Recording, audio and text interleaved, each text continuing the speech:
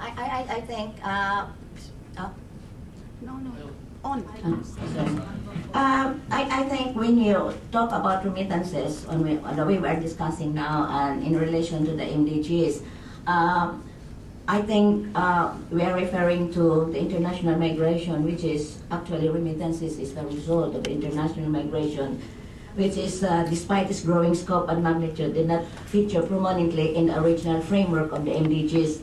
Would this be the reason why you think, Manuel, that we should not equate remittances in the...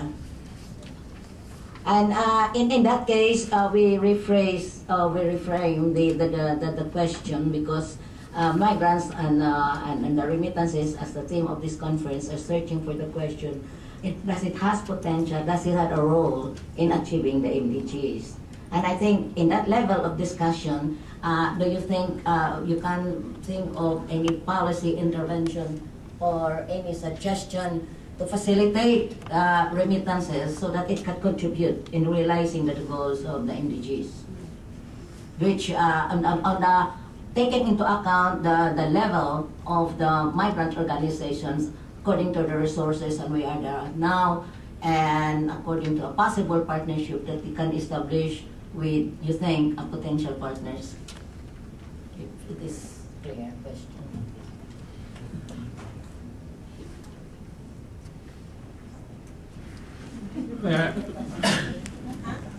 I think, to me, remittances are already contributing to the MDGs, and Ronald already mentioned the issue of poverty reduction, education, health. I think you can further improve the quality of education, the quality of health, and you can also just link remittances more to the local economies. And our approach has been through the financial sector, to helping people to achieve the opportunity to build their assets into formal financial institutions. Those informal savings that you keep, you put them into a financial institution that you trust, but you need to commit and to ensure that those financial institutions participate in the process. Most banks, for example, are not interested in working with remittance recipient households. So we need to get the banks to really comply as a strategy of community reinvestment, to get them to open accounts, to offer saving credits, etc. That has a fundamental role. For example, one of the issues that we learned through this in technical assistance facilities is that with a $200,000 grant, you can get 10,000 people into the banking system.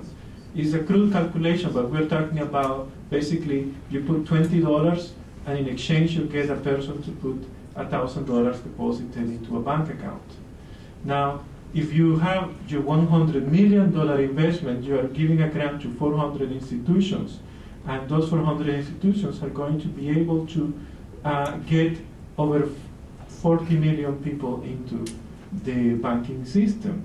Now, the impact on development in doing that is so fundamentally important that I believe, based on facts, that you will have a significant change in the social equation of many of these societies. So, that's my approach. I fully agree with Manuel, and I would like to add that maybe banking the poor, we call it, is I think crucial for development. And I think there is a logical linkage with remittances. Actually, the financial sector should already be reacting to the increased remittances by creating more possibilities for banking in developing countries. That's what we try to do through some multilateral institutes like the World Bank and the International Finance Corporation. And FMO in the Netherlands is also supporting the creation of more financial facilities in developing countries. I think they are crucial, and they should be a logical consequence from the increased remittances.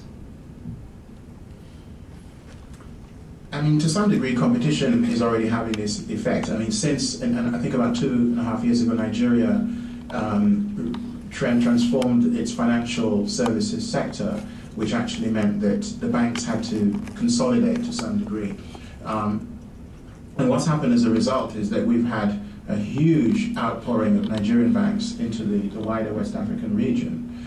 So in a country like Sierra Leone, for example, where we have just 1% of the population has a bank account, and that was five. There used to be 5 banks operating in Sierra Leone, and they were all profitable, even on 1% of the population, serving 1% of the population. But now what's happened with the influx of Nigerian banks, there's a lot more competition. And where are they going to find this, these new clients? It's actually from the micro entrepreneurs and the small and medium-sized enterprises. So that's happening, and now they're beginning to look at the migrant diaspora community and really trying to address the problem that who was it saying about the bank not being able to secure a loan. I think it was, you were giving the example of Brett before from Senegal, and that is now beginning to happen through really the market forces, because there's better competition. And so it's now really about regulating the link between the microfinance institutions and the banks to make sure that there's a clear regulatory framework which enables these different actors to play to their strengths and build those linkages. In some countries, I have heard on good authority that one of the large West African countries, for example, was not, the central bank was not aware that a large money transfer organization had entered into exclusive agreements with the distribution channels that it was using, and therefore, this was actually anti-competitive.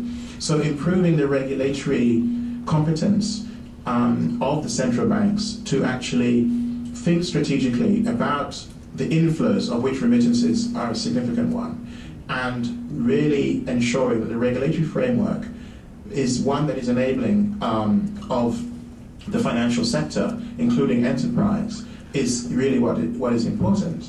And if that is in place, then some of these things happen, naturally. We don't need as many projects. It needs to be a better regulatory environment, and I think there are moves in that direction, and which I think are quite encouraging. One of the things that could be very useful would be to create an opportunity for central bankers to interact. For example, if you look at Kenya, which has quite an enabling central regulatory environment for microfinance and for the banking sector, to put those officials in contact with other central bankers, because bankers are very cautious people by nature, but if they talk to another banker and see what they've done, I think it would be quite encouraging, and that would create a cross-fertilization. I'm also a big fan of creating more exchange between, say for example, African regulators and diaspora hometown associations and Latin Americans, Asians, so that there's more cross-fertilization of experiences. There's a lot. Every time I listen to my good friend Ephraim, as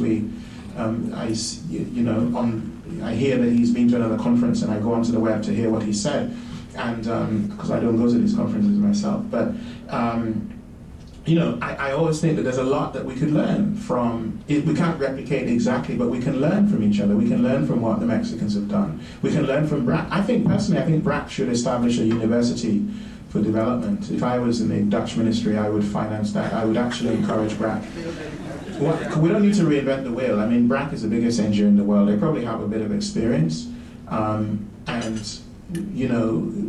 already they're becoming now a multinational NGO in Africa and so on. Soon we'll be complaining that we're being colonized by the Bangladeshis, but nonetheless, I think there's a lot that we can learn from such an institution. And if they're a learning organization, they have good processes for learning, then that's something that we could do and replicate. It would be a very efficient way of spreading new ideas.